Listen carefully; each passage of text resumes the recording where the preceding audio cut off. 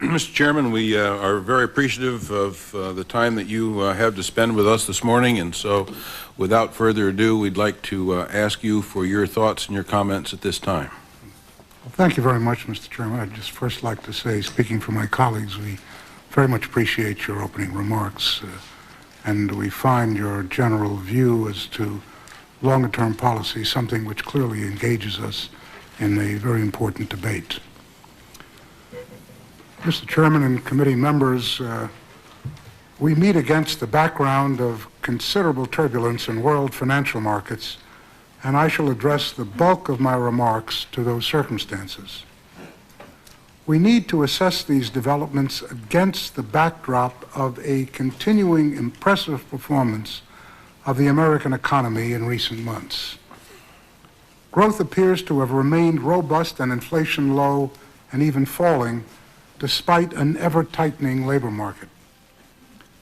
Our economy has enjoyed a lengthy period of good economic growth, linked, as you point out, Mr. Chairman, not coincidentally, to damped inflation. The Federal Reserve is dedicated to contributing as best it can to prolonging this performance, and we will be watching economic and financial market developments closely and evaluating their implications.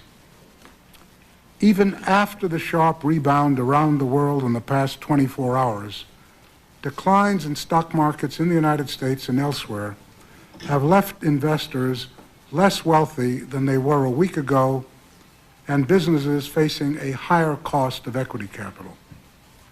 Yet, provided a decline in financial markets does not accumulate, it is quite conceivable that a few years hence we will look back at this episode as we now look back at the 1987 crash as a salutary event in terms of its implications for the macroeconomy. The 1987 crash occurred at a time when the American economy was operating with a significant degree of inflationary excess that the fall in market values arguably neutralized. Today's economy, as I have been suggesting of late, has been drawing down unused labor resources at an unsustainable pace, spurred in part by a substantial wealth effect on demand. The market's net retrenchment of recent days will tend to damp that impetus, a development that should help to prolong our 6.5-year business expansion. As I have testified previously, much of the stock price gain since early 1995 seems to have reflected upward revisions of long-term earnings expectations, which were implying a continuing indefinite rise in profit margins from already high levels. I suspect we are experiencing some scaling back of the projected gains in foreign affiliate earnings, and investors probably are revisiting expectations of domestic earnings growth. Still, the foundation for good business performance remains solid. Indeed, data on our national economy in recent months are beginning to support the notion that productivity growth, the basis for increases in earnings, is beginning to pick up. I also suspect earnings expectations and equity prices in the United States were primed to adjust. The currency crisis in Southeast Asia and the declines in equity prices there and elsewhere do have some direct effects on U.S. corporate earnings, but not enough to explain the recent behavior of our financial markets.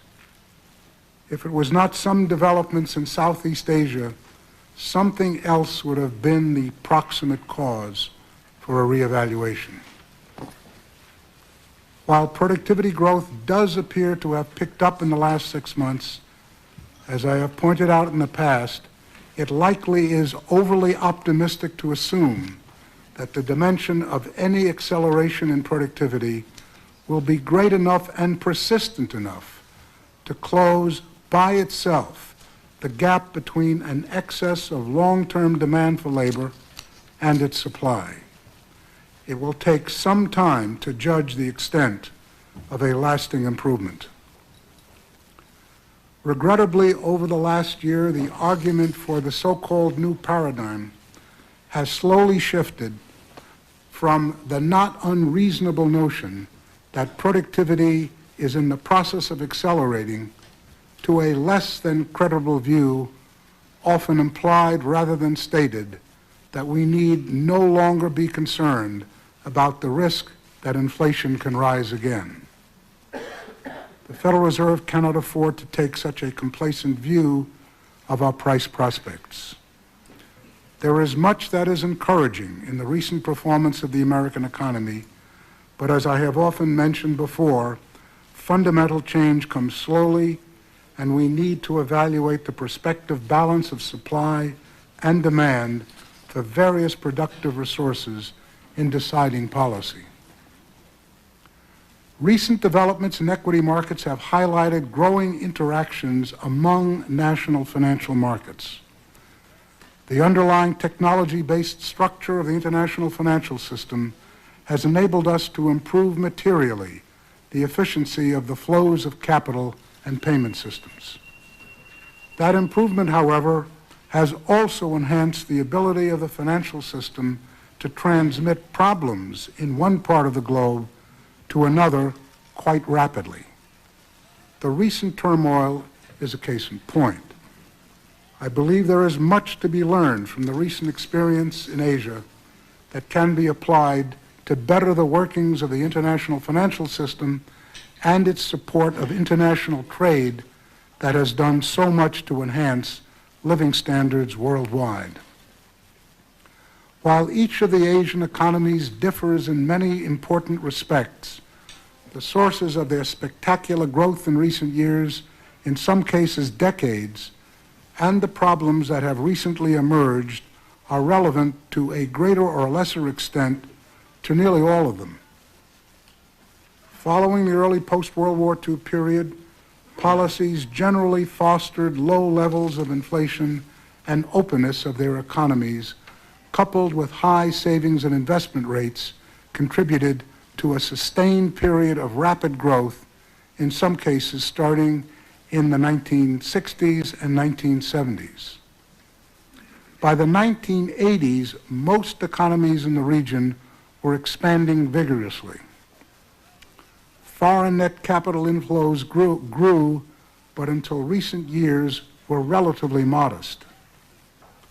The World Bank estimates that net inflows of long-term debt, foreign direct investment, and equity purchases to the Asia-Pacific region were only about $25 billion in 1990, but exploded to more than $110 billion by 1996. A major impetus behind this rapid expansion was the global stock market boom of the 1990s. As the boom progressed, investors in many industrial countries found themselves more heavily concentrated in the recently higher valued securities of companies in the developed world, whose rates of return in many instances had fallen to levels perceived as uncompetitive with the earnings potential in emerging economies, especially in Asia. The resultant diversification induced a sharp increase in capital flows into those economies. To a large extent, they came from investors in the United States and Western Europe. A substantial amount came from Japan as well, owing more to a search for higher yields than to rising stock prices and capital gains in that country. The rising yen through mid-1995 also encouraged a substantial increase in direct investment inflows from Japan. In retrospect, it is clear that more investment monies flowed into these economies than could be profitably employed at moderate risk. I suspect that it was inevitable in those conditions of low inflation, rapid growth, and ample liquidity that much investment moved into the real estate sector with an emphasis by both the public and private sectors on conspicuous construction projects. This is an experience, of course, not unknown in the United States on occasion. These real estate assets, in turn, ended up as collateral for a significant proportion of the assets of domestic financial systems. In many instances, those financial systems were less than robust, beset with problems of lax lending standards, weak supervisory regimes, and inadequate capital. Moreover, in most cases, the currencies of these economies were closely tied to the U.S. dollar, and the dollar's substantial recovery since mid-1995, especially relative to the yen, made their exports less competitive. In addition, in some cases, the glut of semiconductors in 1996 suppressed export growth, exerting further pressures on highly leveraged businesses. However, overall GDP growth rates generally edged off only slightly, and imports fostered by rising real exchange rates continue to expand, contributing to what became unsustainable current account deficits in a number of these economies. Moreover, with exchange rates seeming to be solidly tied to the dollar, and with dollar and yen interest rates lower than domestic currency rates, a significant part of the enlarged capital inflows into these economies, in particular short-term flows, was denominated by the ultimate borrowers in foreign currencies. This put additional pressure on companies to earn foreign exchange through exports. The pressures on fixed exchange rate regimes mounted as foreign investors slowed the pace of new capital inflows, and domestic businesses sought increasingly to convert domestic currencies into foreign currencies, or equivalently, slowed the conversion of export earnings into domestic currencies. The shifts in perceived future investment risks led to sharp declines in stock markets across Asia, often on top of earlier declines or lackluster performances. To date, the direct impact of these developments on the American economy has been modest, but it can be expected not to be negligible. U.S. exports to Thailand, the Philippines, Indonesia, and Malaysia, the four countries incidentally initially affected, were about 4% of total U.S. exports in 1996. However, an additional 12% went to Hong Kong, Korea, Singapore, and Taiwan, economies that have been affected more recently. Thus, depending on the extent of the inevitable slowdown in growth in this area of the world, the growth of our exports will tend to be muted. Our direct foreign investment in and foreign affiliate earnings reported from the economies in this region as a whole have been a smaller share of the respective totals than their share of our exports. The share is nonetheless large enough to expect some drop-off in those earnings in the period ahead. In addition, there may be indirect effects on the American real economy from countries such as Japan that compete even more extensively with the economies in the Asian region. Particularly troublesome over the past several months has been the so-called contagion effect of weakness in one economy spreading to others as investors perceive, rightly or wrongly, similar vulnerabilities. Even economies such as Hong Kong, with formidable stocks of international reserves, balanced external accounts, and relatively robust financial systems, have experienced severe pressure in recent days. One can debate whether the recent turbulence in Latin American asset values reflect contagion effects from Asia, the influence of developments in U.S. financial markets, or homegrown causes? Whatever the answer, and the answer may be all of the above, this phenomenon illustrates the interdependencies in today's world economy and financial system.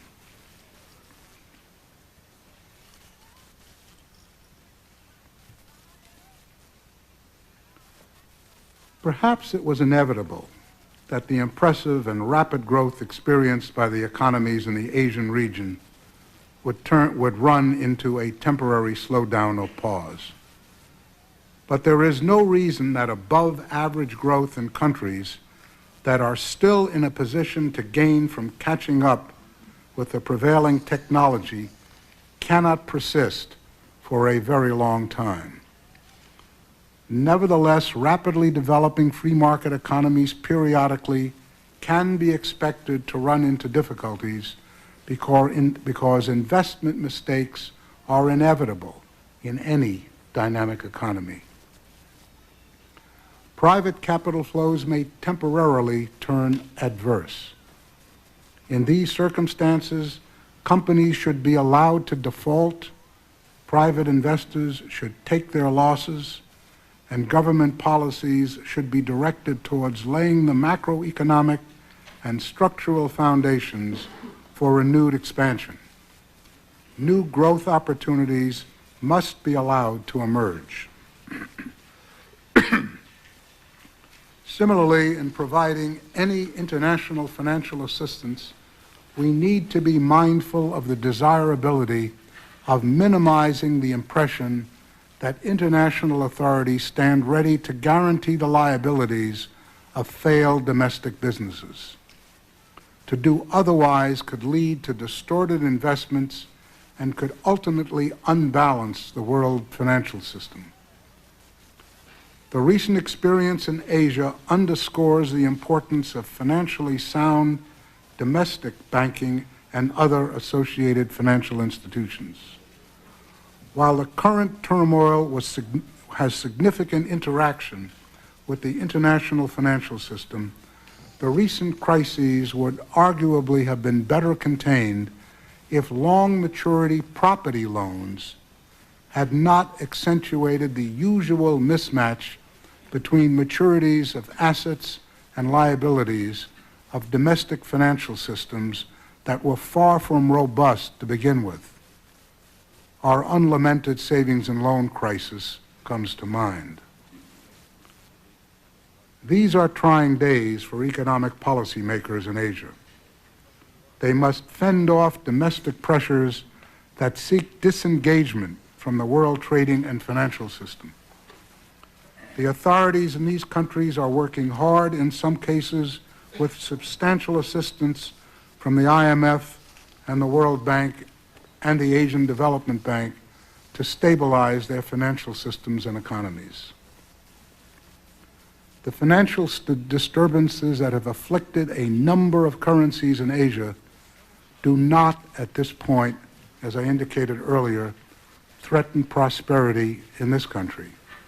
But we need to work closely with their leaders and the international financial community to assure that their situations stabilize.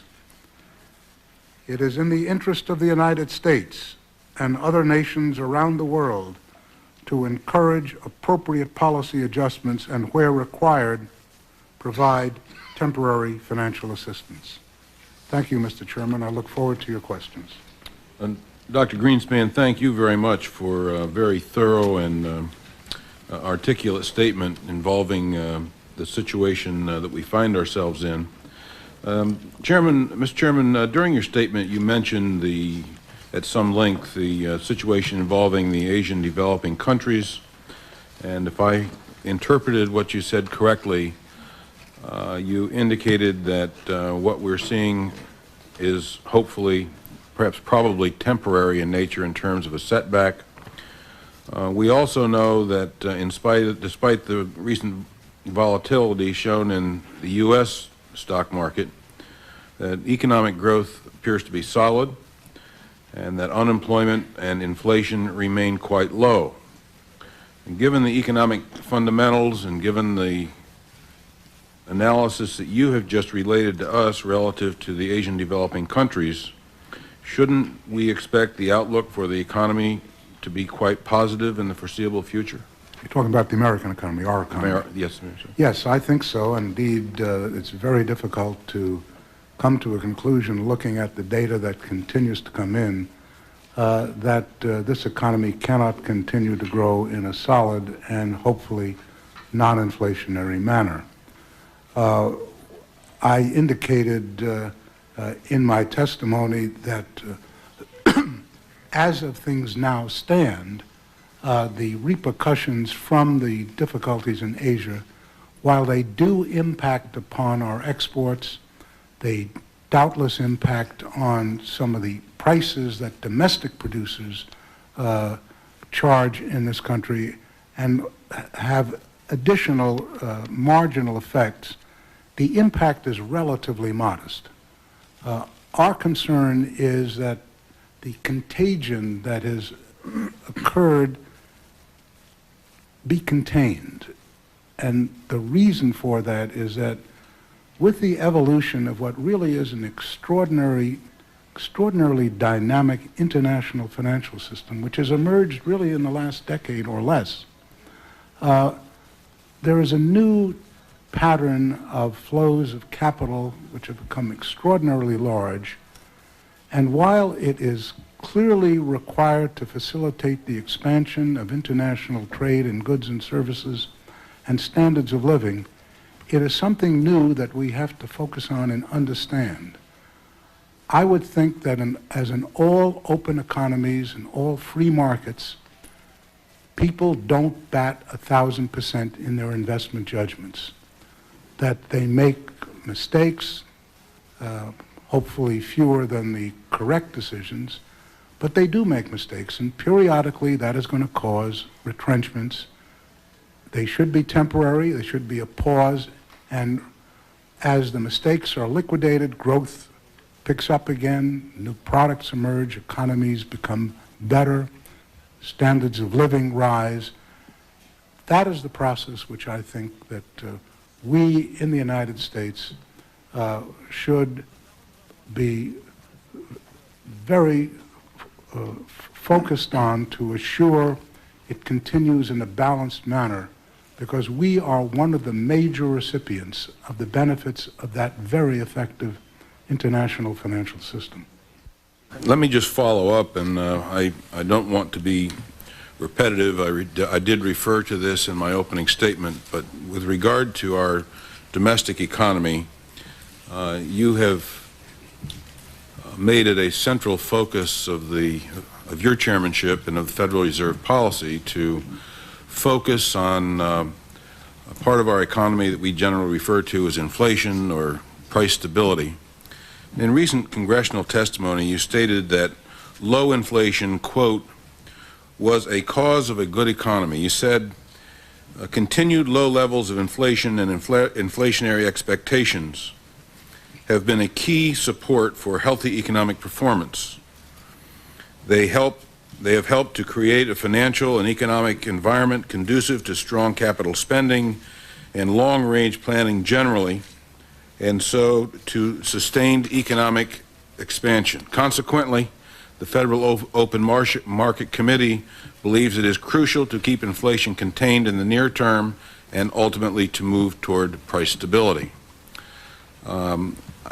This seems to me to be a concept that's extremely important in our economy today, and doesn't this suggest that lower inflation leads to lower interest rates, and that lower interest rates lead to economic expansion in much the same way that some of us like to think about lower taxes leading to economic growth? Isn't this all kind of sort of the same policy? I think so, Mr. Chairman. I think that especially as we are experiencing month after month of low inflation and observing the concurrent strength that is being exhibited by the economy, statisticians are going to find increasingly that the relationship between low inflation on the one hand and increasing productivity on the other is going to become an ever tighter relationship. I suspect, although at this particular stage we can't prove definitively, that strong economic growth which persists indefinitely requires low inflation as a necessary condition. If that is the case, then the notion that we would allow inflation to reemerge in this country and undercut, which has been one of the most successful economic expansions that I've experienced in my working life, to allow that to happen, I think would be a very tragic event. And as I've stated innumerable times before this Congress, the policy of the Federal Reserve has to be to sustain low inflation and price stability if our objective is maximum long-term sustainable growth. Mr. Chairman, as you know, the United Kingdom and Canada and Sweden and central banks in those countries have adopted formally a policy of targeting inflation. And as you know, I have introduced a price stability bill mandating the use of inflation targets, a narrow band of permissible increases in a broad price index measure would be chosen and disclosed by the central bank, as is already the case in the nations that I mentioned and obviously quite a few others.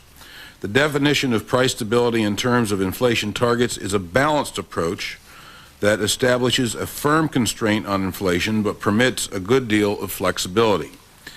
This seems to be consistent with recent Fed policy pursuant to your chairmanship. Is this the kind of definition of price stability, a promising approach? Obviously, following on your comments of a few minutes ago, I would think so. And do you see, obviously you're not going to be the chairman forever, and I'm not going to be in this seat forever. Some people may be happy about this seat. I'm not sure that.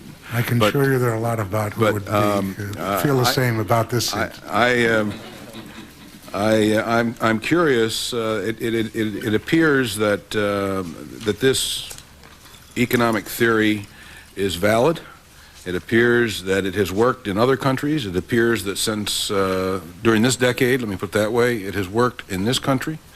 And is it something that you believe that as policy makers we might pursue to formalize in some way?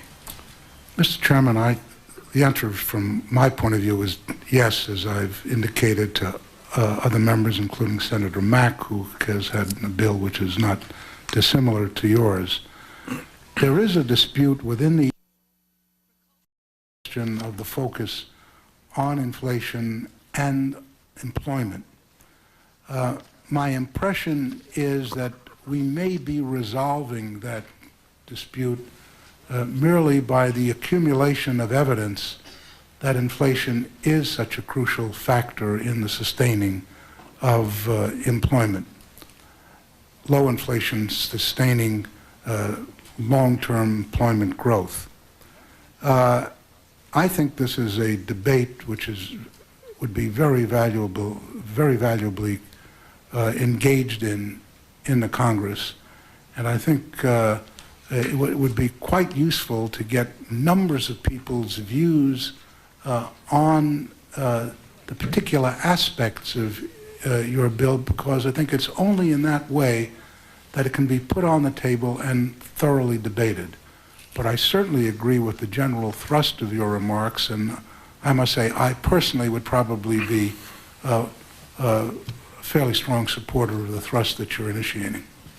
Thank you, Mr. Chairman. Yes, you're right. Senator Mack and I have worked together on this approach with certain adjustments in our legislation from time to time, but it has been rewarding to work with the senator, actually following his leadership to some extent with regard to this subject. We have a chart over on the side here which demonstrates the result, or at least a parallel occurrence. The yellow line on the chart, which goes back about a decade, shows what has happened with inflation as measured by the cost of the consumer price index, which obviously shows a downward path.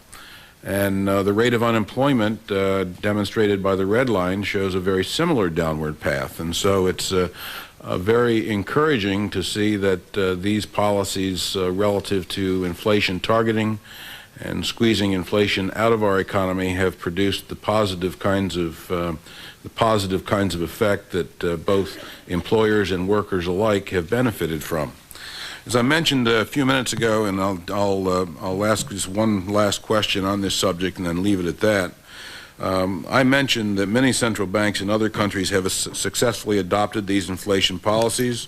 Most of these countries have significantly lowered their inflation rates since introducing their targets, and I'm glad to know that that you believe that this is the kind of policy that we should pursue as well. Let me just ask this question. What do you believe are the primary lessons to be learned from the international experience with inflation targeting? Are they similar to ours? It's not unequivocal in the sense that I think you're quite correct in which you state that those that have put on inflation targets have seen lower inflation, but many others who haven't put on inflation targets have also seen lower inflation. So it's only when we begin to see divergences that you can get a really significant test as to the extent to which the inflation targets themselves create other collateral policies which actually foster lower inflation or price stability. Just as a follow-up, when you mentioned that we perhaps have not formally put on inflation targets, but certainly informally the thrust of the Fed over the last decade has been to do just that, perhaps in an informal way. Would you agree with that? I would certainly agree with that, Mr. Chairman. Thank you very much. Senator Bingaman, I've completed my line of questioning for now, and we'll turn to you. Thank you very much, Mr. Chairman. Chairman Greenspan, thank you for your statement. On several previous occasions recently, you in the last year or so, I think you indicated your belief that equity markets were overpriced. Has anything happened in the current circumstances or recent circumstances to change that view? Well, I never actually said they were overpriced. What I did say is that the various elements which were being implicitly projected by the level of stock prices had, in my judgment, a less than 50-50 probability of occurring. It's always a very tricky question to determine whether stock prices are overvalued or not. All you can really do is infer what a particular level of stock prices implies about, one, the expected growth rate in earnings and or what economists call the equity premium in stock market, in markets. That is, it's the yield spread over the long run of what a stock will yield over a riskless debt instrument.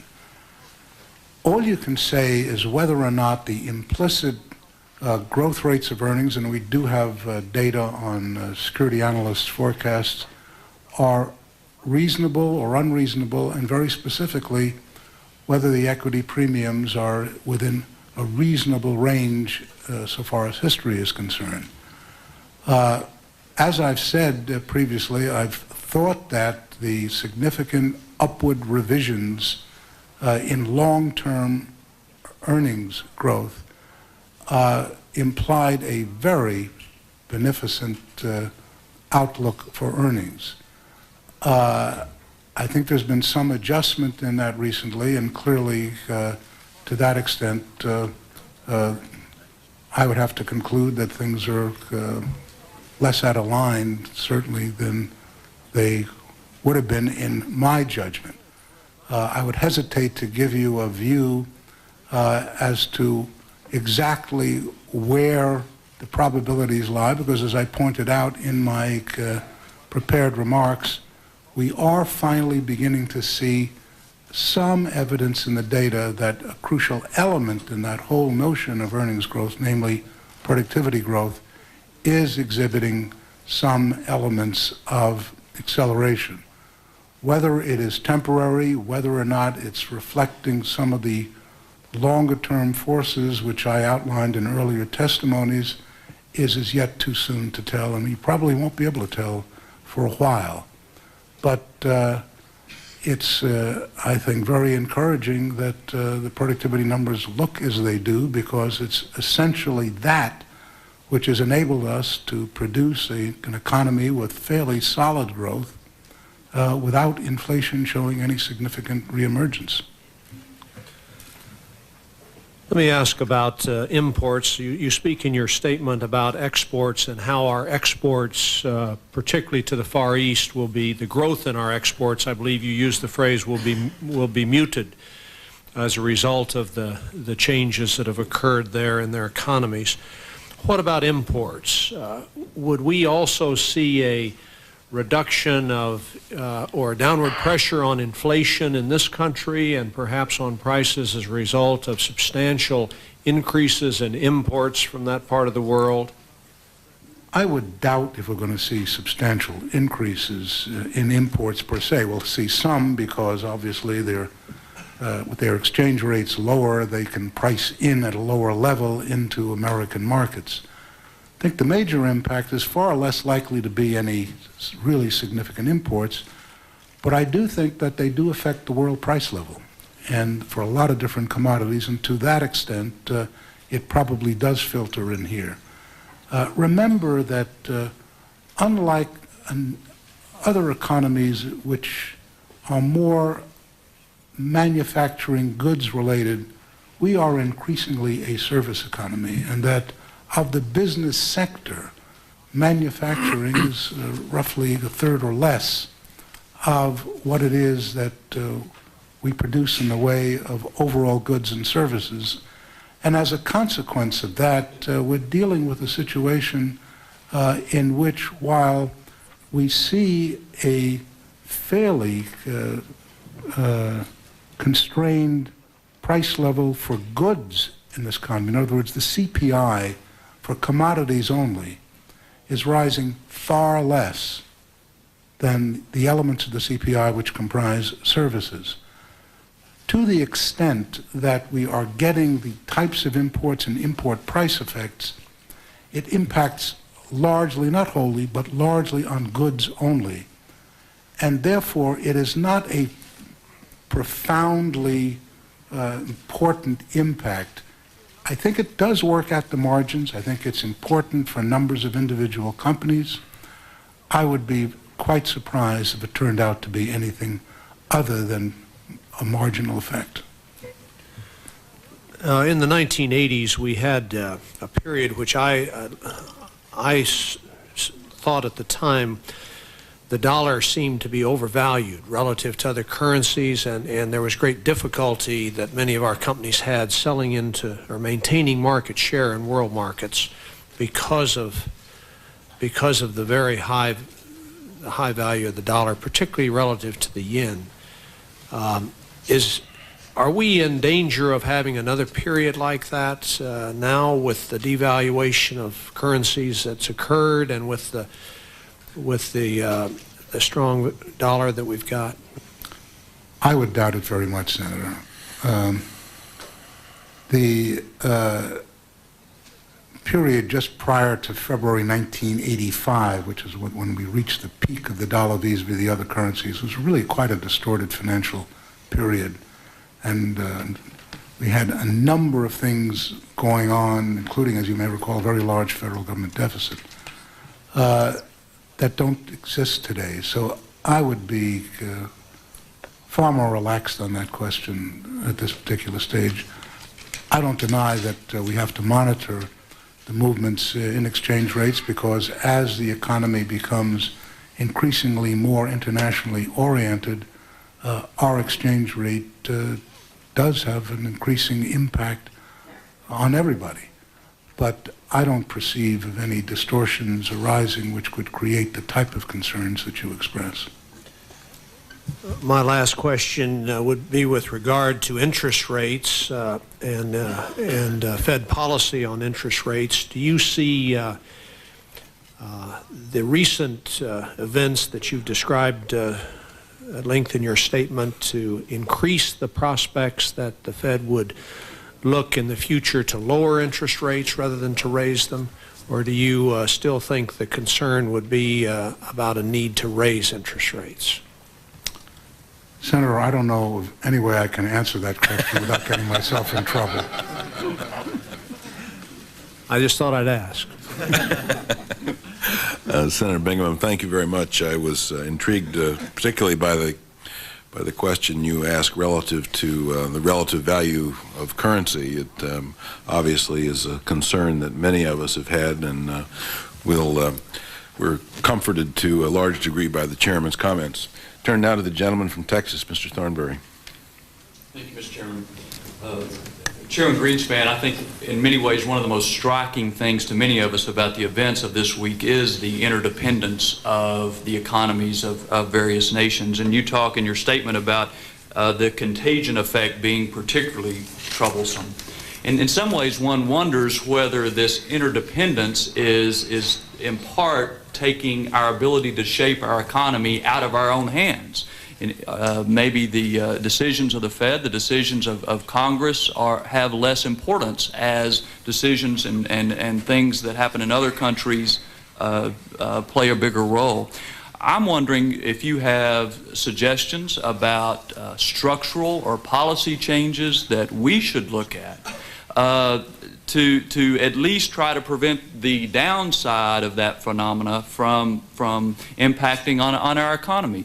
And I think all of us are troubled if we see instances of rumors or hints or other kinds of factors other than underlying economic fundamentals playing such a tremendous role as they can in the volatility of these markets, and certainly suggestions you have on how we focus on the things that matter and try to discount the things that don't matter, I think would be helpful to us. Mr. Thornberry, I think that we are moving towards a world in which the major changes in technology, as I mentioned earlier, are going to alter the way we look at the way we do business, the way we produce goods and services. And we have to adjust to that. Our choice is really this. We or anybody else can put barriers around your country.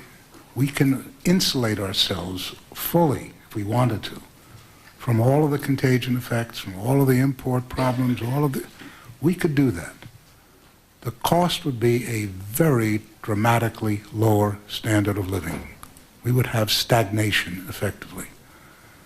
The alternative is to address this really dramatic, dynamic international system and capture the really quite impressive benefits that it offers. And as I indicated earlier, I think we in the United States probably are at the cutting edge of where those benefits are.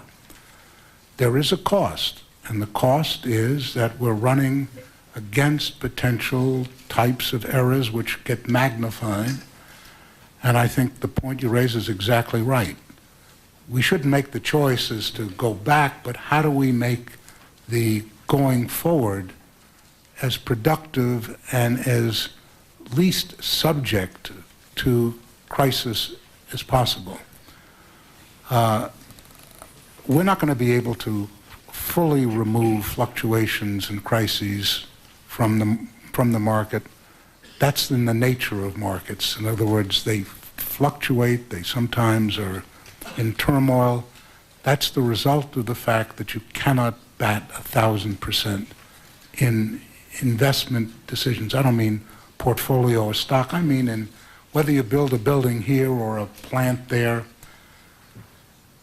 Because of that, there is periodic periods of turmoil. We should accept that as essentially the normal, but make certain that we have mechanisms in the international financial system which contain them and prevent the contagion which spills over and alters what is just a normal ongoing correction into something far worse.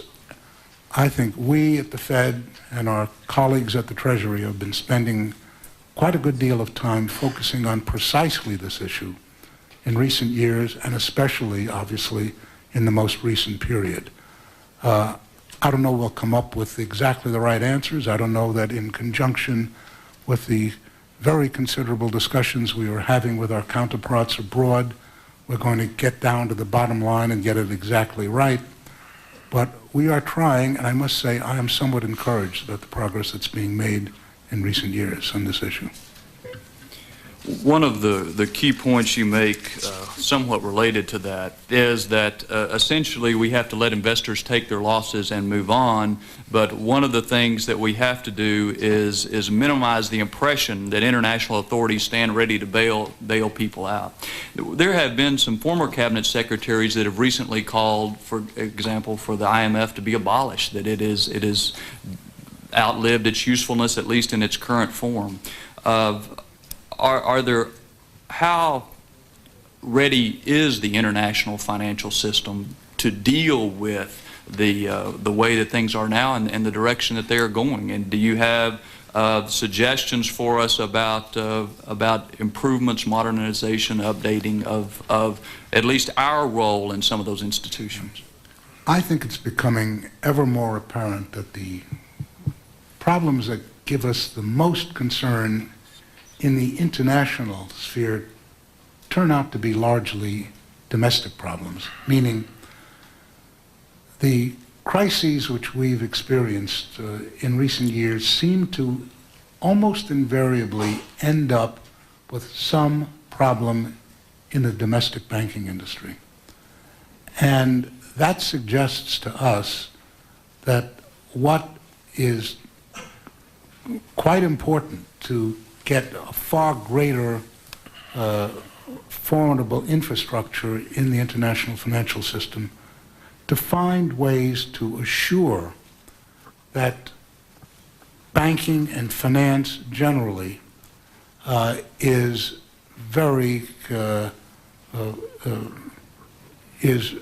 put in a very sound and secure manner, which is not the case in a large number of countries.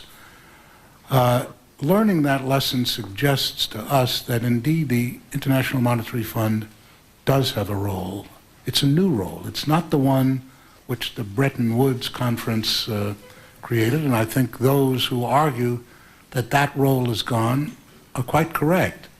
It turns out that I think we do need some international presence of the type that the IMF has put into place, and I think we can do, I think that if we focus on the roles, a new role for a new institution, and there's no reason why it cannot be the International Monetary Fund, as indeed it has been in recent years, as they have shifted their focus in a manner which, while we may not always agree with them in everything they do, in general, I think has been productive.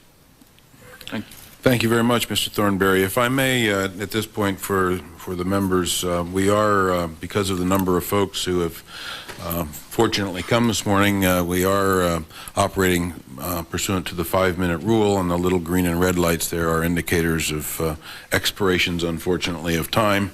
So if we could all try to keep our questions to 5 minutes, it would be appreciated, I'm sure, by everyone here. Let me turn now to the gentleman from New York, Mr. Hinchy. Well, thank you very much, Mr. Chairman, and Mr. Greenspan, thank you very much for being here, and thank you for your statement. I found it very interesting and very revealing, and in spite of its sort of Darwinian overtones with regard to the world markets, particularly those in the Far East, I think very, very helpful, as you always are when you appear before either this committee or one of the other committees, and I very much appreciate that. I also want to express my appreciation to you for the moderate approach that you seem to have taken within the committee meetings. As near as we can decipher the minutes coming out of the meetings, you seem to have been a force arguing against some of the other members of the committee in their interest in wanting to raise interest rates, and you seem to have been wanting to calm that down, and to the extent that that is the case, I want to express my appreciation to you for that also. The irony, of course, is that just a few weeks ago, when you were before the, I think it was the Senate Budget Committee at that time, you made some statements about that were construed to mean that there may be some cause for raising interest rates, and of course that caused the market to drop by 100 points the next day.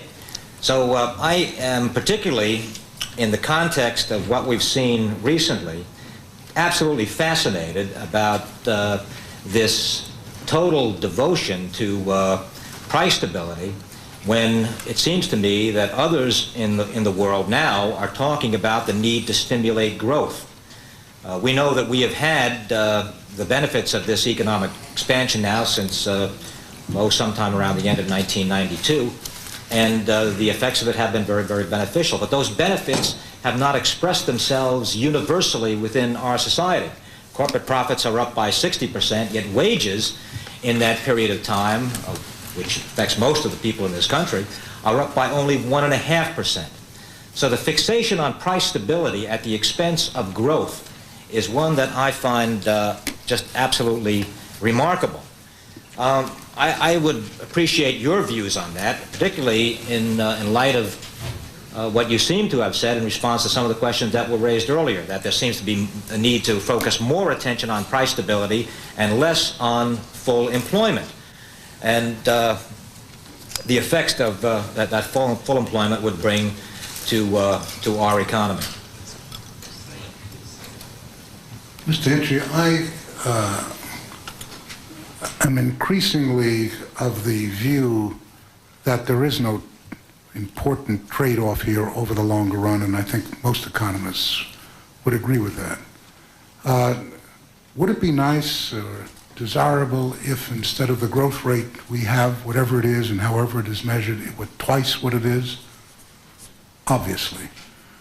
I don't think that's the question. I think the question that we must confront is whether, in fact, the existing economic expansion, which is about as solid as any I've seen, one that has drawn the people who, one, are unemployed officially because they report to the Bureau of Census, the Bureau of Labor Statistics, rather, that they had sought a job in the previous month, and a not insubstantial number of people who are technically outside of the labor force and say they want a job. The sum total of those two groups have been falling very dramatically in the last year or so, and are now at levels which are lower relative to their populations than any time as far back as the data go. This has had some very positive effects in this economy. I think that it has created levels of job skills of people who would not have been able to have achieved them otherwise. I think it has assisted welfare reform immeasurably.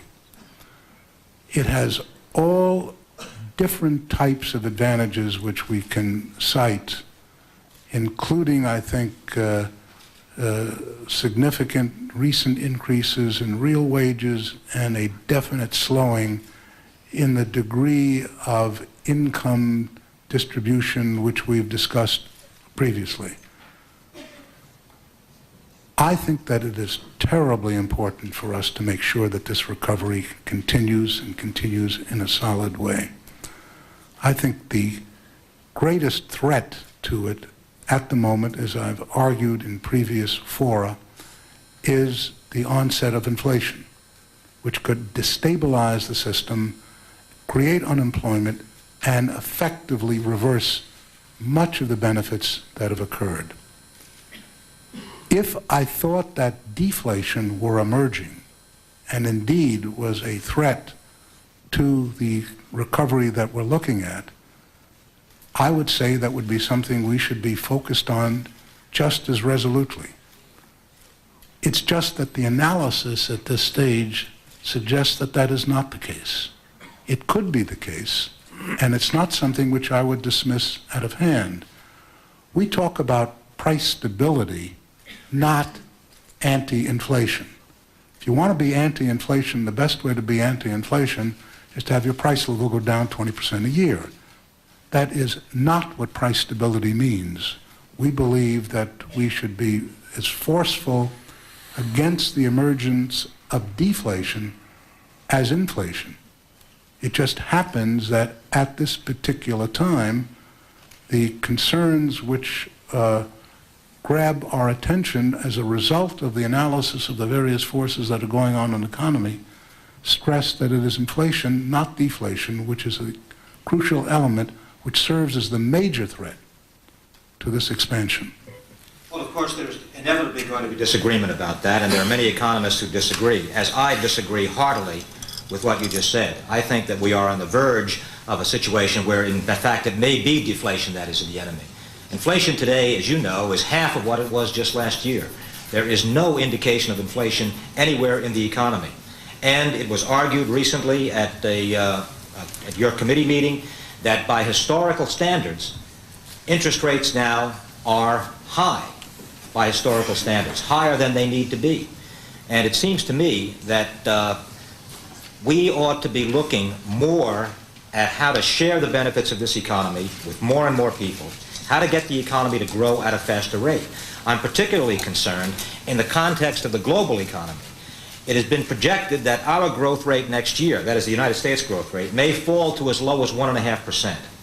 If the problems in the Far East persist, as they give indications they may, as the Europeans continue to struggle with the need to complete the requirements of the Maastricht Treaty and lower their deficits below 7% of GDP, I wonder where this world economy is going unless we begin to concentrate our efforts on the need to promote more growth than we currently have and to involve more of our people in the benefits of that growth.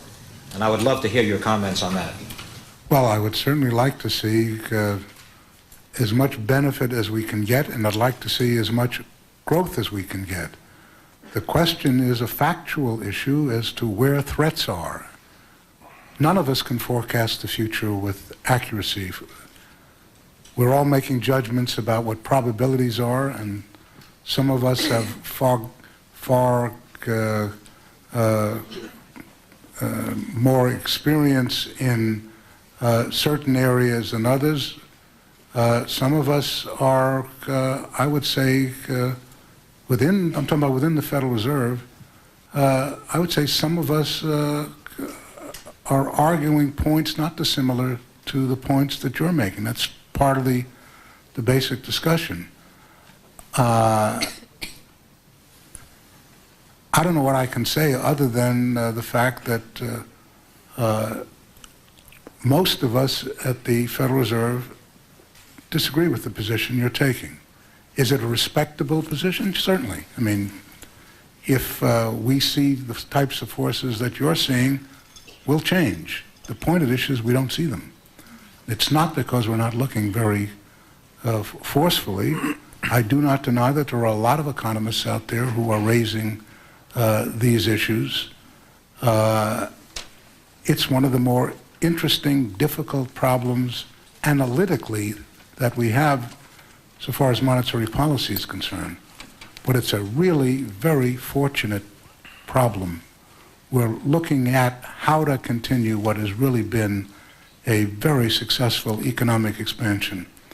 That is a far more desirable debate than how does one catch up to a crisis when you're behind the curve and you can't figure out what the consequences of what you're doing are.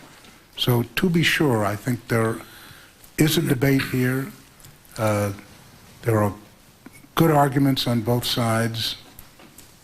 Because neither group can forecast the future with certainty, the award of who is accurate cannot be produced in advance.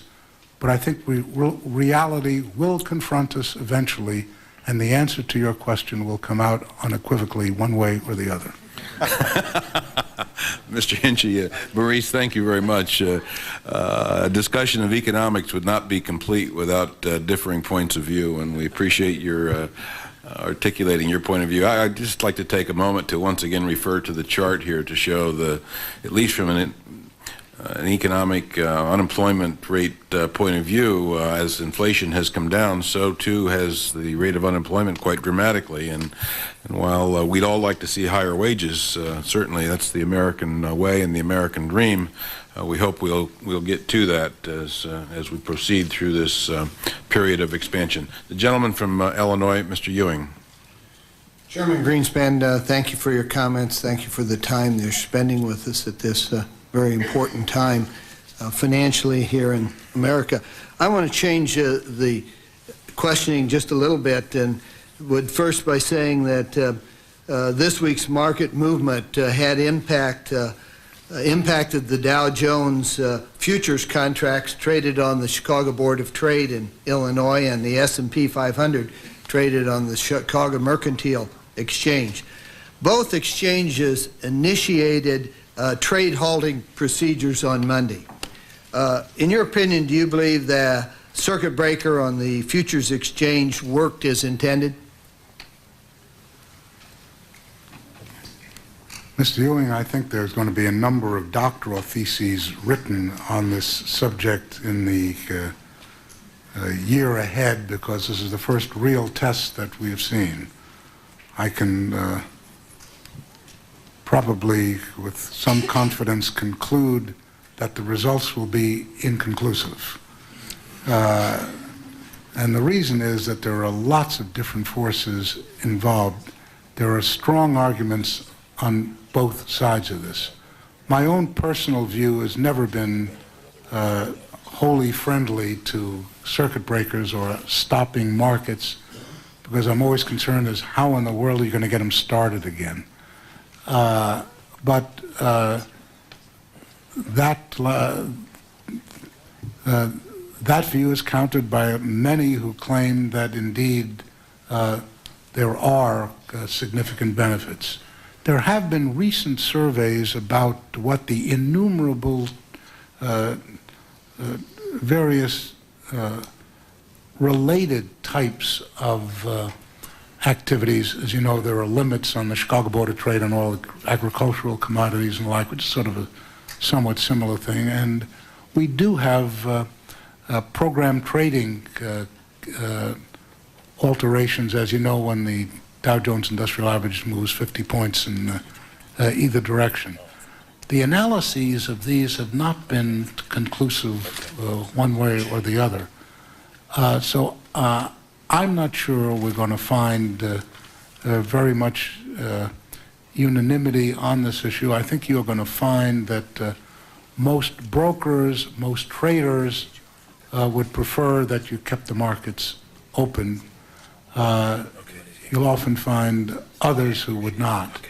And I'm certain that I would, as I said, I come out more on the side of leaving markets open and let them trade, but I suspect the average probably is right smack in the middle.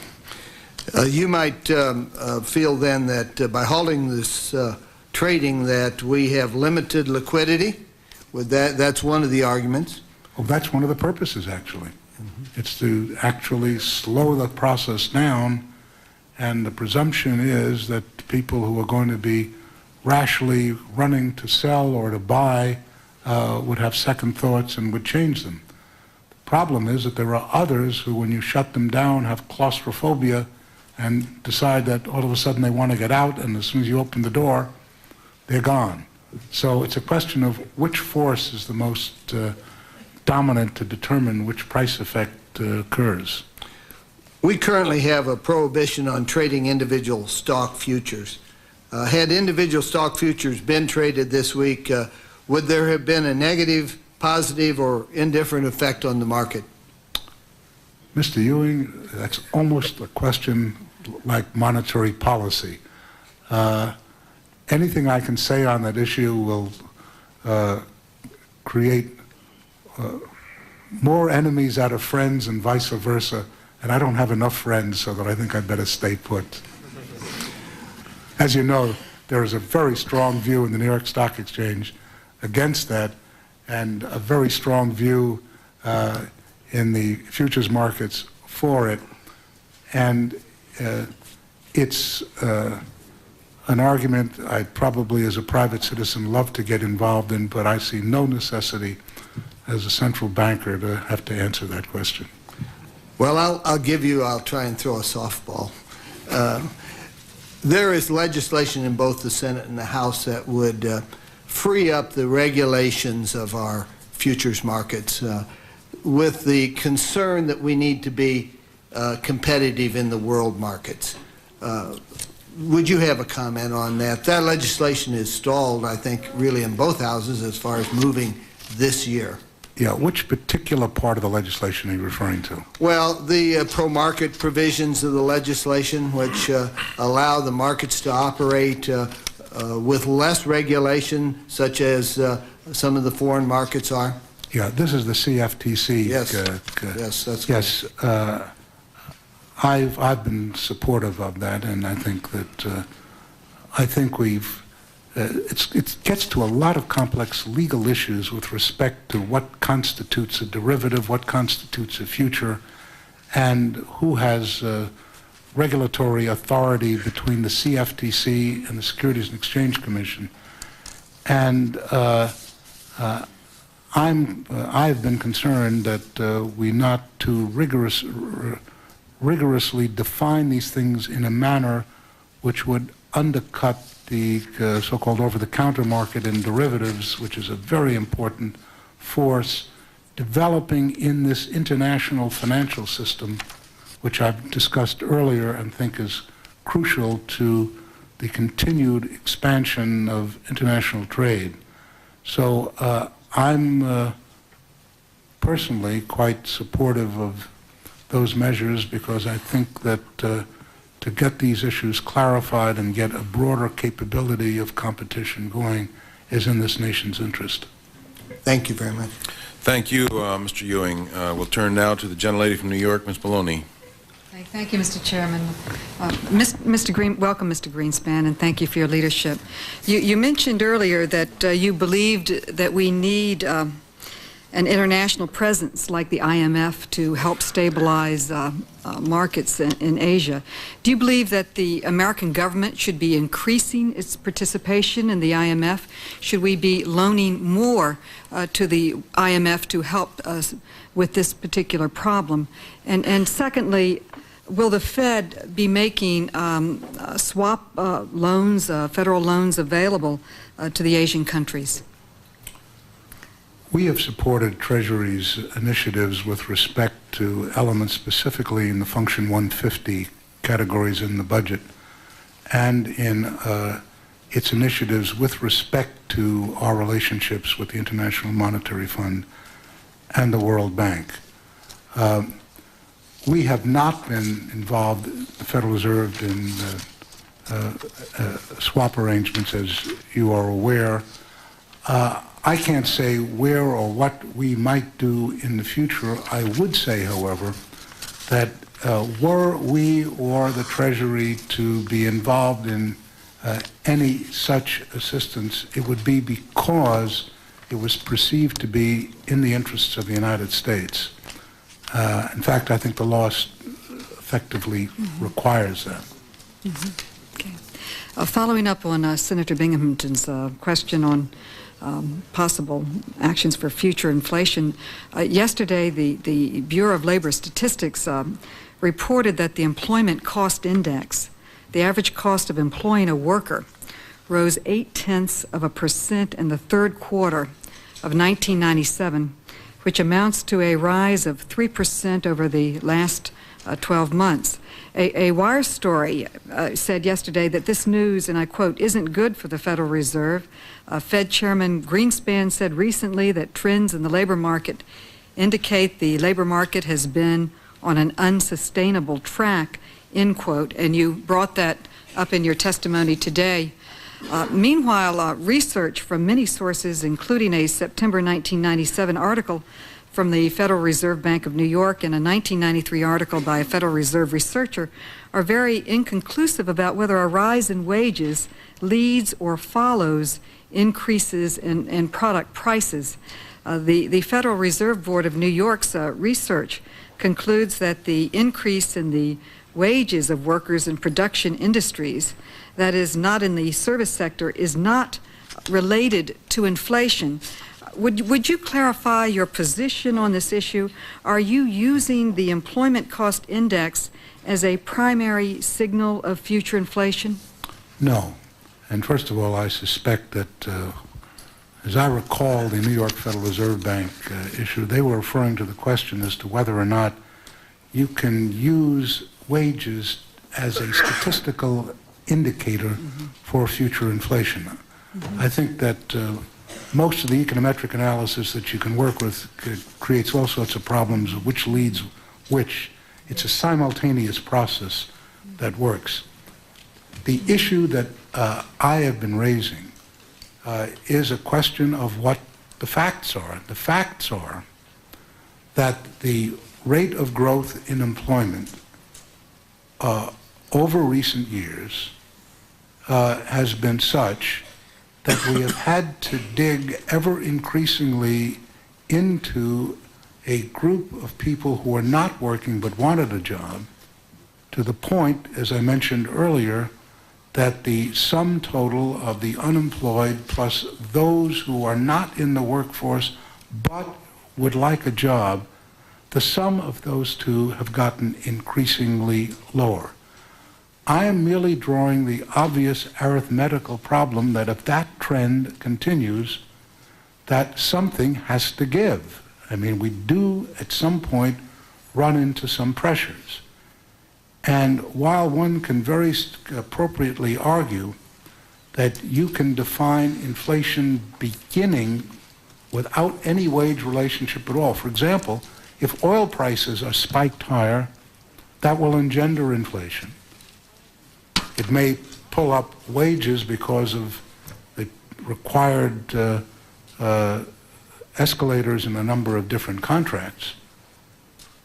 Alternatively, you can create a scenario in which indeed it is an increase in wages if they rise faster than the rate of productivity as a force creating inflation. Nominal wage increases per se, without advertence to what the corresponding increase in productivity is, will tell you little, if anything, about the inflation process. So the question really gets down to the difference between wages and productivity. I am merely saying that, which was what these facts, in my judgment, irrevocably communicate, is that you just cannot continuously reduce the level of people who are willing to work without either running out of that group of people or well before then finding that in order to induce other people to work that the wage structure must go up. If that goes up in line with productivity, it is not inflationary. If it goes up more than productivity, meaning unit labor costs go up, it begins to put pressure on prices.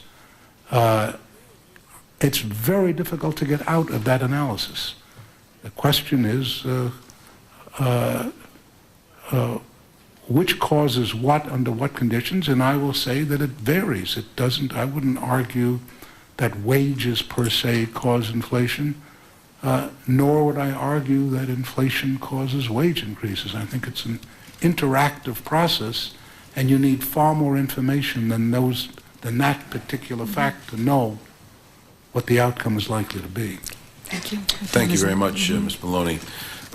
For those who may be casual observers of the Joint Economic Committee, we get our name Joint Economic Committee because, as you noted, Senator Bingaman, the ranking member, is a senator. We also have another senator, a very thoughtful gentleman from the state of Utah, Mr. Bennett. Senator, you may ask your questions. Thank you, Mr. Chairman.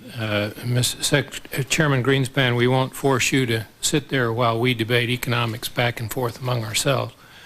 But I can't resist making a comment that I ran a business during the great inflation of the late 1970s, Remember, a political commentator said it's the only time in history where the president's approval rating was lower than the prime rate. I've had the experience of borrowing money at 21%. And I also ran a business during the time of sustained growth of the kind you have described here. And I found it much easier to create jobs during the time of sustained growth than when I had to go to the bank and borrow money at 21%. So I think you ought to stay firm on your position with respect to the importance of price stability and the importance of sustained growth as the way to solve the unemployment problem, rather than some of the other nostrums that might be suggested to you within the Fed. I have several questions. First one having to do with what's happening in the economy right now and the impact on the federal budget.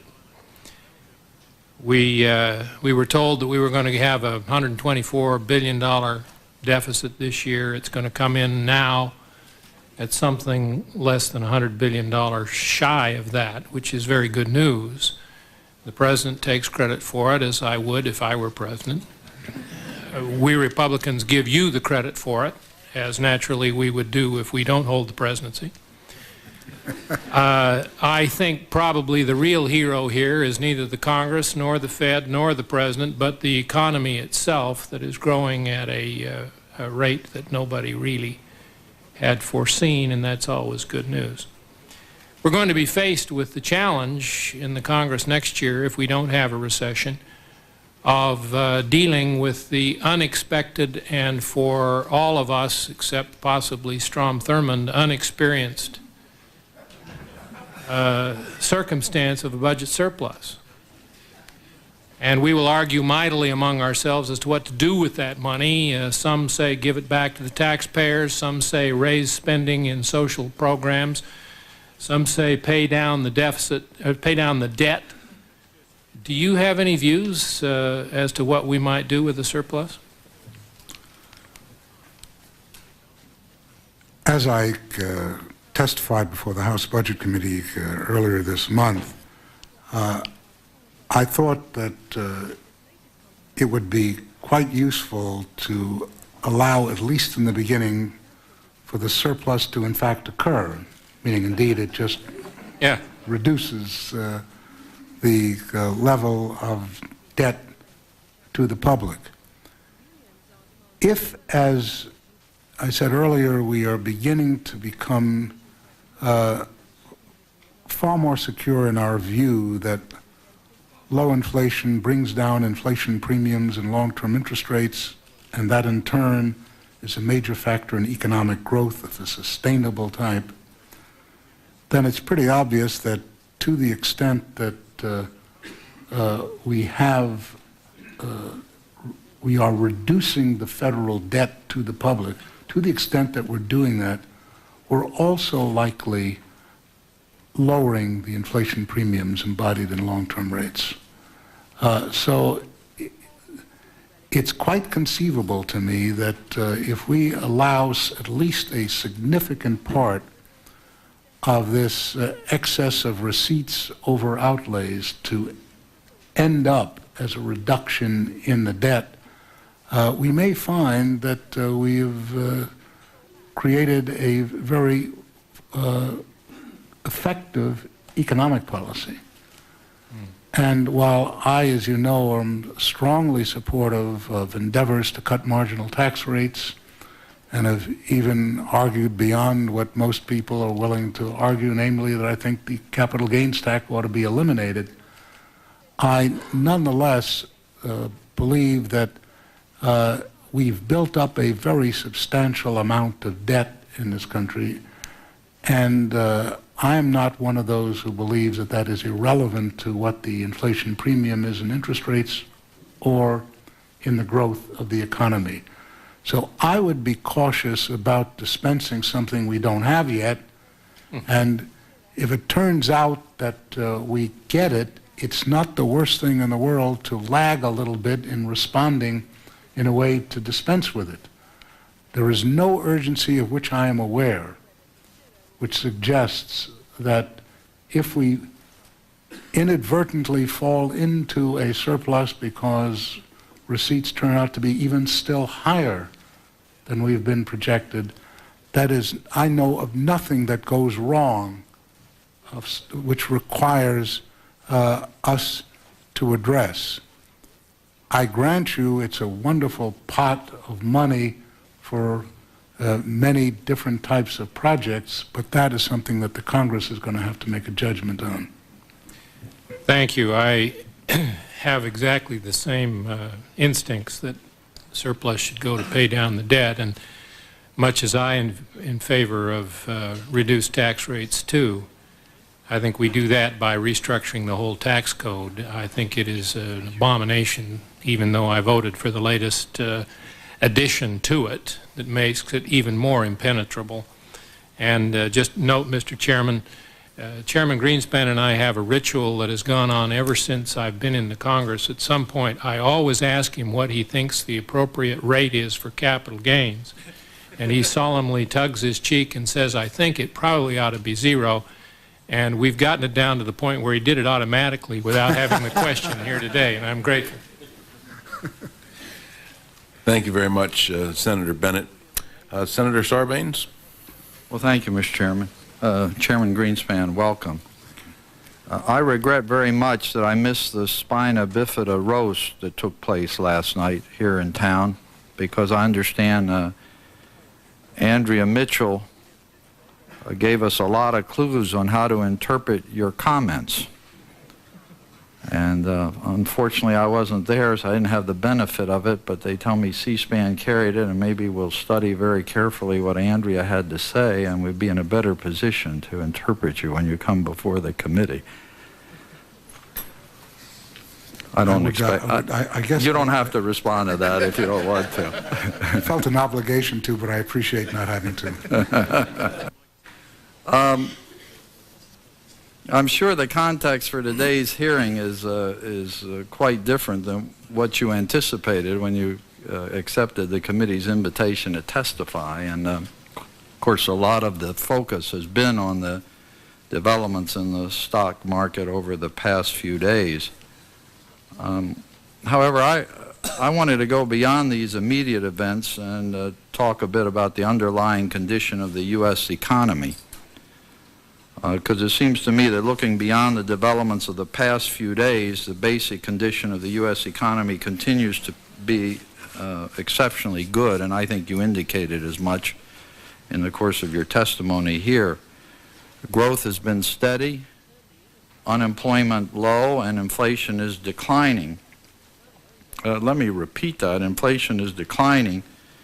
In the first 9 months of this year, the consumer price index is up at only a 1.8% annual rate, well below the 3% rate that we were bragging about last year, and which was, I think, the lowest in some 25 years. In fact,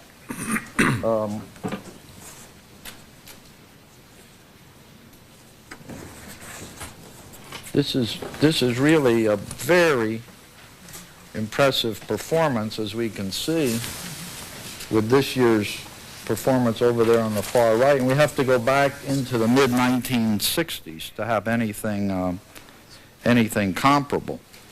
Now, even if we exclude food and energy, and I'm not going to show that chart, but core inflation is up at only a 2.2% annual rate. Producer prices are essentially unchanged over the last year, and this is 1990-91, and that's where we are today, which I think is a pretty spectacular performance. And the thing that my colleague, Congresswoman Maloney, touched on, which was unit labor costs, are only up 2.2%, consistent with the rate of inflation. I mean, this is the unit labor cost performance. So that, all of those, I think, are pretty dramatic examples of the context of a declining inflation rate we're now experiencing. Now, the point I want to get at is that given this, the Fed's current posture of holding the federal funds rate constant at 5.5%. You took it up, I think, last March. Was it a quarter of a point? That's correct, sir. Means that real interest rates are actually rising. And I think it's very important to think in these terms, because there's a tendency to see the Fed's holding the rate, the nominal rate, at a constant level as not representing action on the monetary front. But if in fact the inflation rate is declining and the nominal rates are held constant, you're going to get an increase in real interest rates. And that's shown in this chart, which shows that the real fund rates is on the increase. This is 1994 back here, and we see the fund rates now moving up, as it shows at the far right of the chart. In fact, the real fund rates is at the highest level since June of 1990, a month before the recession began. The 1990 recession, 1991. And what we have, and what I'm concerned about, I don't want to see happen again, is the real interest rates were taken up quite high in '89, higher than they are now. Subsequent to that, we had a recession. You brought the real interest rates down, as that chart indicates. Now you're taking them back up again. And I'm concerned that they not go back up to the point where they trigger another economic slowdown and throw us back into a recession. The fact of the matter is what appears as a passive position on the part of the Fed with respect to interest rates, namely holding them at the nominal level, has been in real terms a restrictive monetary policy. A recent New York Times article entitled "Fed Policy on Rates Seems Tough After All" focuses on this often overlooked fact, and I'd like to insert that article into the record. In fact, the article points out that the minutes of the August meeting of the Federal Open Market Committee, released earlier this month, acknowledge the role of high real interest rates as a constraint on the economy. The Fed itself acknowledged that, and I quote from the minutes: "The level of real short-term interest rates was relatively high by historical standards, provided some assurance that the current stance of policy would not accommodate a significant increase in underlying inflationary pressure." I emphasize this point because before the events of the past few days, there increased speculation that the Fed might have to raise interest rates soon to offset inflationary pressures. That kind of speculation had started in the press. Now the press, most observers believe the events of the past few days make the outlook for an imminent rate hike less likely. But I want to emphasize the point that there is still no evidence of inflationary pressures, and that in fact the Fed has been pursuing a restrictive monetary policy characterized by rising real interest rates. Isn't it reasonable to focus on the real interest rates, or at least doesn't the point need to be made? Yes, Senator. That if the Fed holds rates constant and the inflation rate declines, in fact the real interest rates are going up.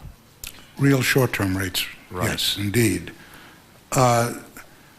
Translating that statement, however, into an issue of the degree of tightness requires that you evaluate what's happening within the economy, especially in the interest-sensitive areas of the economy.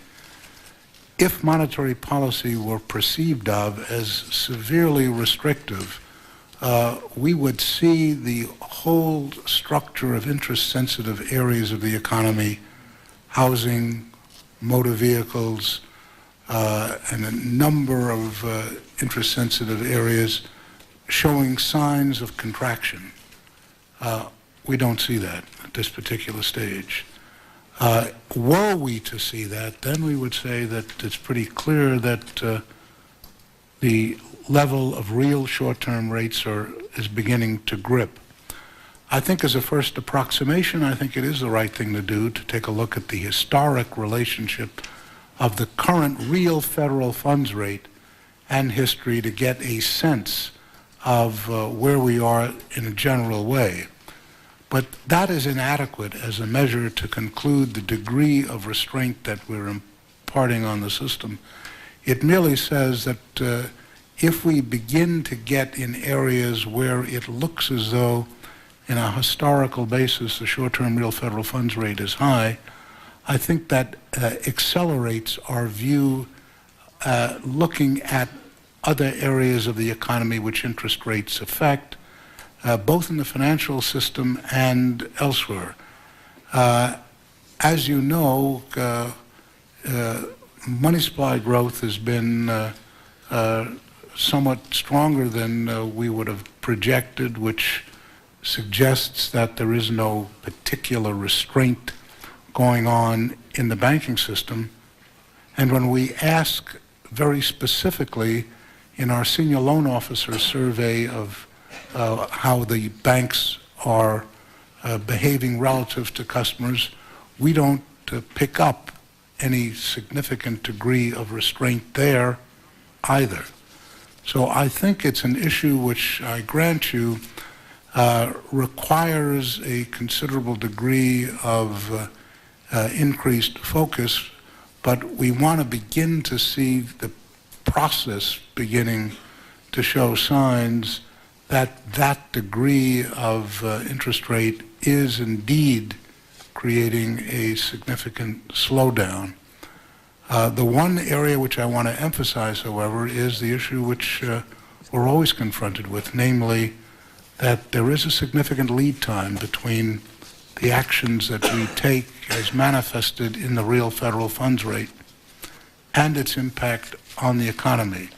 So to argue the other side of the argument partially, merely seeing concurrent evidence that there is no effect is not in itself necessarily conclusive. It is an important fact, however, that I think we ought to evaluate. Yeah. Well, Mr. Chairman, in this article that I've submitted for the record, Senator, if you would, obviously your 5 minutes is long since passed, and we have other members who are waiting patiently, so if you would conclude. I'll just make this observation, that between the Fed's quarter-point increase and the sharp decline in inflation this year, that the federal funds rate is up from 2.22% in February to 3.28%. So it's gone up by more than a point in less than a year's time. Now, when the bite will come, I don't know, but I think it's important that we get it out in the public and recognize that when the Fed holds interest rates constant and inflation is declining, the Fed in effect is tightening because real interest rates are rising under that circumstance. Thank you, Mr. Chairman. Thank you. The gentleman from Louisiana, Mr. McCreary. Thank you, Mr. Chairman. Chairman Greenspan, I want to shift gears here for just a minute and talk about trade. Does the recent turbulence in the Asian currencies and the Asian markets underscore, in your opinion, the need for our president to engage in trade negotiations under fast-track authority? I think that the evidence in the post-World War II period has been fairly conclusive that the quite marked expansion in trade, I'm not talking about the United States so much as everybody, has really had a pronounced positive impact on rising standards of living.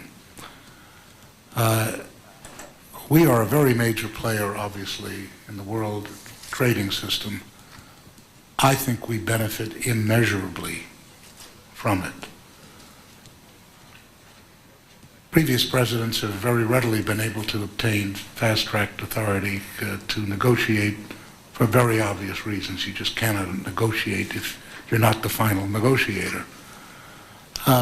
And I think it is very important that the president be accorded fast-track authority, not necessarily because it reflects individual negotiations or the like, but I think it's the right thing to do because it's really in the interest of this country to be in the forefront of expanded trade, and one vehicle which enables us to do that is to have a negotiating authority for the President, which enhances his capability to obtain increased opening up of markets where we would otherwise be constrained.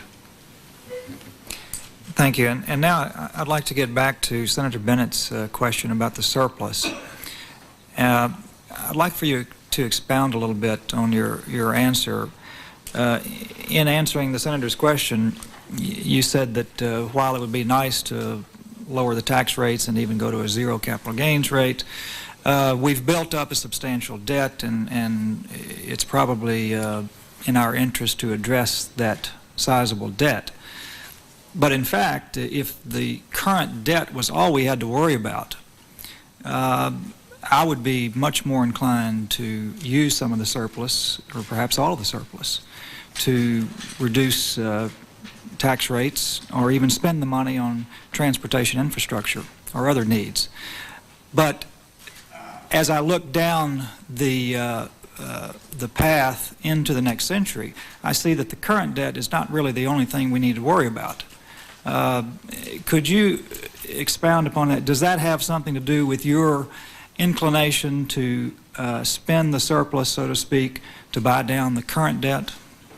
It certainly does, Congressman. I think that the few things we can forecast in the future is the structure of our population. And under existing law, Social Security system, as you know, creates a trend in benefits which accelerates very significantly starting in the latter part of the first decade of the 21st century. And that continues to move at a very rapid pace. As things now stand, unless we either create a chronic surplus in the non-Social Security area or significant changes in Social Security, we are going to run unified budget deficits which are going to be exceptionally difficult to finance. And how one tracks into that period, which accelerates pretty fast, is going to really matter. So if we are in a position where we're coming into the year, say, 2007, with a significant surplus, we'll eat into that surplus very quickly in the next subsequent 10 years. So it's going to really matter whether or not you come in at a low level, either a deficit or a small surplus, or a significant surplus, as to how easy the transition is going to be. There is no way to get around that problem, and I think that it's by no means too early to start to think about trying to resolve it, because it is it's only 10 years away. 10 years in this, for this type of problem, is a very short period. If we don't address it now, the political consequences, I think, are going to be terribly destabilizing to the society, because you're going to force a wrench between the younger people in our society at that time and those who are in the process of retiring. I know of nothing which could do more damage to the structure of this society than have that type of confrontation emerge, and it will, unless we can confront this issue sufficiently far in advance and enact legislation today which becomes effective then. It's far easier, as you well know, to do something now which doesn't affect anybody for 10 years than do something which affects them tomorrow. Yes, sir. You mentioned the effect that the aging of our society is going to have on the Social Security system. You didn't mention, but well could have, the Medicare system and the Medicaid system as well. You're quite right. I forgot to mention that, and that's, in a certain sense, is, from a statistical point of view, an even greater threat to the budget. Well, one last comment, Mr. Chairman, and that is that, again, echoing Senator Bennett's comments, I think maybe we could have it both ways. If we junked the current tax code and went to a different tax system, we might be able to have a zero capital gains rate, a tax system that would promote growth, and at the same time use the surplus to buy down the public debt. Thank you. Thank the gentleman from Louisiana. I'd now like to turn to the senator from Florida and thank him for his patience and waiting so long for his opportunity to question the chairman. Senator Mack was, incidentally, as everyone here knows, the chairman of the Joint Economic Committee in the 104th Congress. So it's good to be back here with you today, Connie. Thank you, and I appreciate your kind comments earlier this morning with respect to the work that we've done together on trying to focus on the issue of price stability as being the primary goal of the Fed. I've enjoyed working with you and appreciate your leadership. Mr. Chairman, I think, frankly, most of the questions that I had in my mind have been raised here this morning already, but I think that I can focus a question or two back on what has been on the minds of the American people the last couple of days and raise a question from this perspective. Given the experience with Mexico a few years ago, and I remember in our discussions about that, it really raised for the first time the significance of the interdependence among nations from a financial economic perspective. And I think it's probably fair to say that what's happened in Asia is another example of that interdependence. And what it raises in my mind is, are there new obligations, responsibilities of the Fed, of the Treasury, of international financial institutions to deal with this greater dependence that we share now with other nations and other economies? It may be too early to conclude what that should be, and if that's the case, I would be interested in what do you think the proper forum would be to begin the discussions of the development, if necessary, the development of ideas about the roles that the Fed should play or that the Treasury should play and other financial international institutions. Yeah, Senator, I think that's a very important issue. What technology is doing is positioning the United States and indeed all of our trading partners such that we all affect each other increasingly than in the past. In other words, if you take the ratio of trade to gross domestic products, it's rising, the ratio is rising quite significantly, meaning in effect that on average both exports and imports for everybody is becoming ever more important with each of us. To the extent, therefore, that difficulties arise in individual countries, we're all affected. There's a contagion effect which is not unrelated to this increasing globalization. I think it therefore is incumbent upon all of us to recognize that and to try to take actions which effectively restrain the consequences of mistakes, but more importantly, find means to prevent them from happening.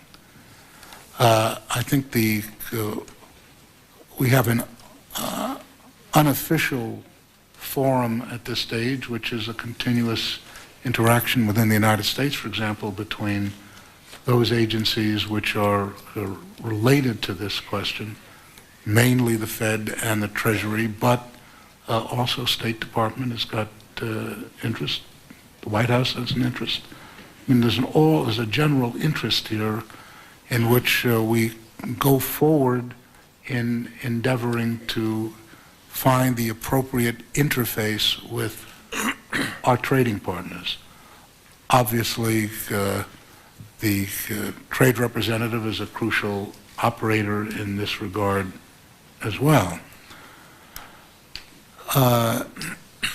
What the ultimate project should be is hard to say. The one thing you have to be very careful about is the one thing we don't want is some supranational financial or trade authority which has impacts on the sovereignty of the individual nations.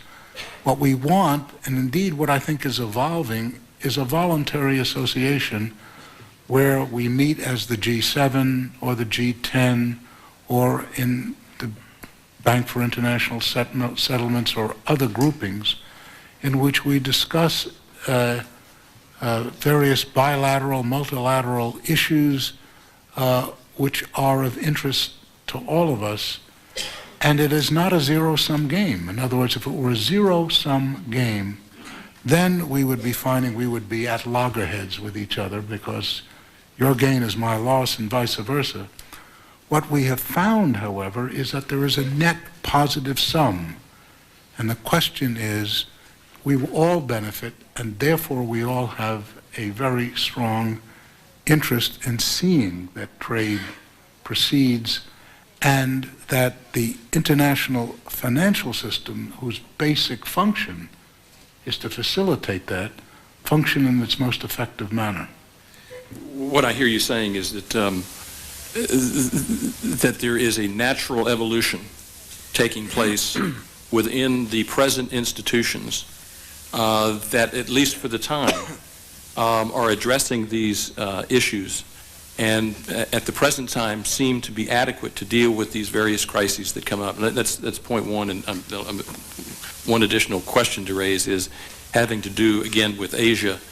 I think that that the stock market, in a sense, is kind of reflecting a process that most investors went through.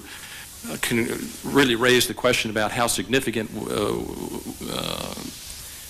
an effect the actions in Asia will have on our markets. As they went through that process, the market turned around because the conclusion was it's a relatively small impact on the American economy and the American markets. But the question I have, and then I'll conclude, is what effect will this Asian problem have on Japanese financial institutions, which I understand presently are experiencing some fairly significant difficulties, and how can that or will that have an effect on the U.S.? Well, as you point out, Senator, they are having problems and have been ever since the collapse in property prices in Japan.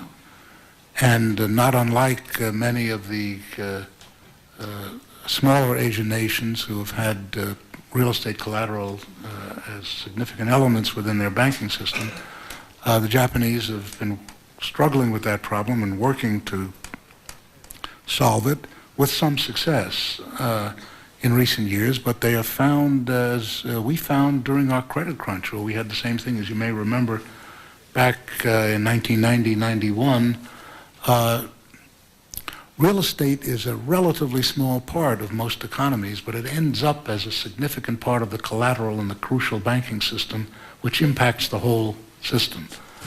To the extent that Japanese banks are involved in lending to property in a number of these different Asian areas, and they are to a certain extent, then clearly, unless and until that issue gets resolved, it would have more of a negative effect on them than on us.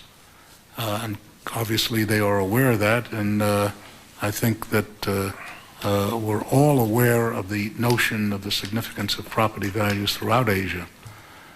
To the extent that it impacts negatively on Japan, which is such a potent factor in Asia, obviously it impacts us, as indeed the difficulties with any of our major trading partners creates problems for us, so that as far as we're concerned, it is not an issue that we look on without interest or concern. We are interested and we are concerned, and we would like to see the issue resolved as quickly as possible to bring down all of the latent risks that have emerged in this contagion problem that I've discussed in my prepared testimony.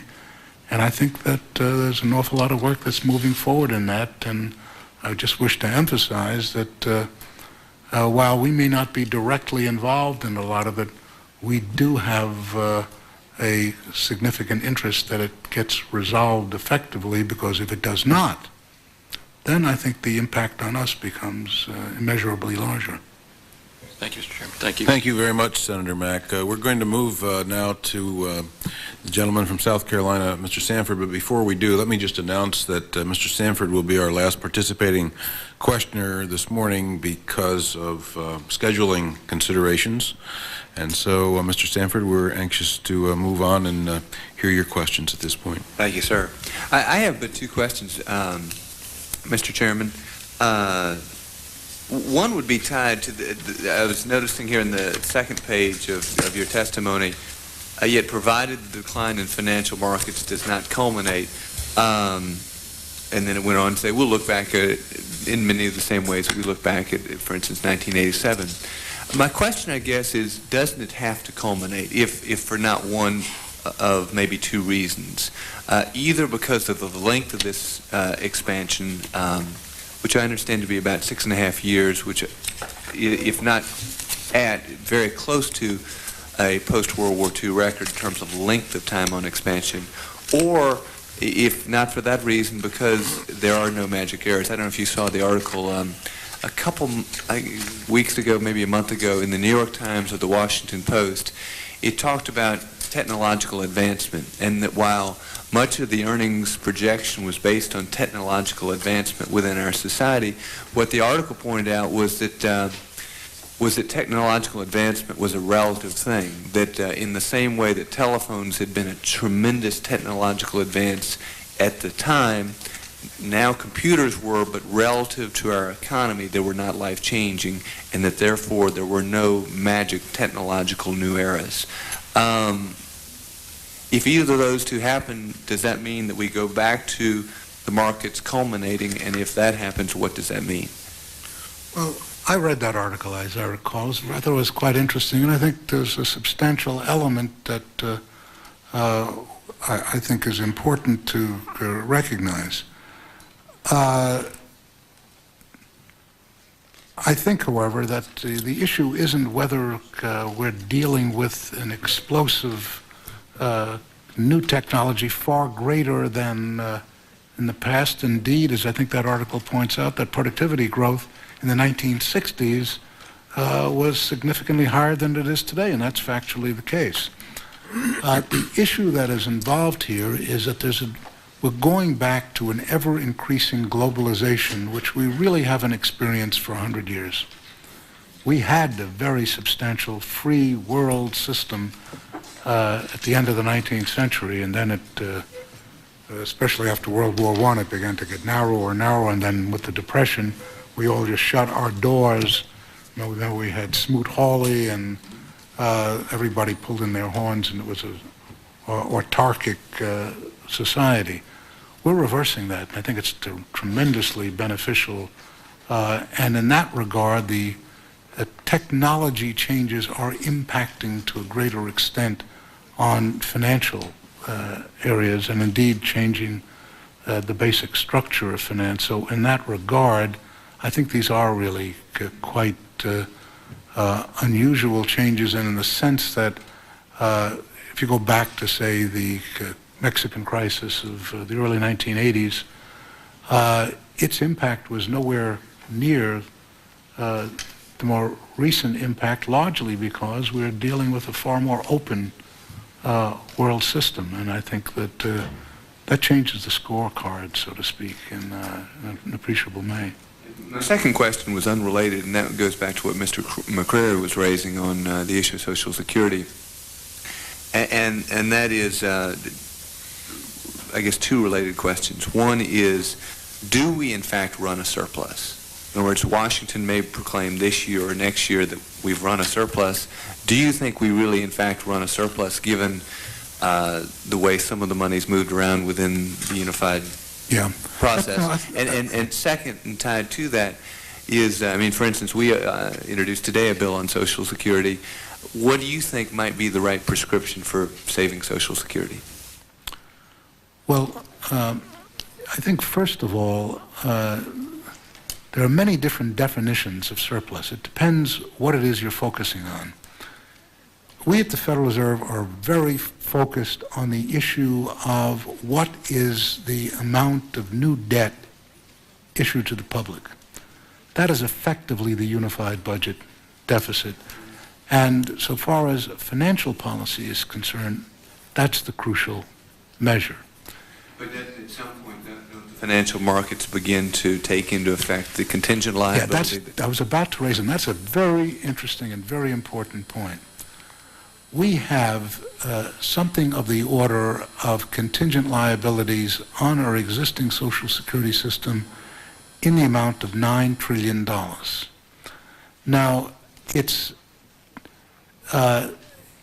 not exactly the same sort of commitment that say, a U.S. Treasury bond is. That debt, by any of our customs or any of our laws, is irrevocable. We will pay interest and we will pay it off. The contingent liability, however, on the Social Security system is a somewhat lesser type of obligation in that the Congress has the legal authority to alter the pattern of both receipts and outlays in the future and change that number. So it doesn't have exactly the same force. What we don't know and are very interested in is how the markets view that. I mean, because as you know, there are lots of questions about how to reform Social Security, and one of them is to go in the Chilean direction, which essentially would have recognition bonds, which would mean effectively that that $9 trillion would go into non-marketable securities owned by individuals, with probably they would be zero coupon bonds or something of that nature. Now, how that impacts on the financial markets, dollar for dollar, vis-a-vis the regular debt that we publish, we don't really know. We suspect, obviously, that it is less, but we don't know how much less. If it were a small number, we wouldn't care, but it's $9 trillion. And a small part of $9 trillion is a very large number. So that is an issue which we are puzzled about, and you're quite right to raise the issue of a different form of measure of surplus. If you put the contingent liabilities in, then we're running a deficit. And the question is, it's a different definition. It means something different. And I wouldn't say that it is necessary for the Congress to have a single definition. There are multiple purposes which the Congress addresses, and you would want certain things to you could very readily want certain things handled in different ways. But this whole question of Social Security reform has raised a large number of issues which we really haven't focused on and really had better do sooner rather than later. Thank you, sir. I thank the gentleman from South Carolina for his questions. Mr. Chairman, thank you for being with us here today, and in particular, I'd like to thank you for your candid discussion relative to the Fed perspective, or your perspective at least, of issues involving inflation and price stability. I thought that was very enlightening, and I'd also like to thank you for your willingness to discuss today's economy and the economy as you see it, prospects for the economy in the future, as well as Social Security and other matters. Thank you very much for being with us today. Thank you, Mr. Chairman. The committee stands adjourned. Good job. Thanks, Steve.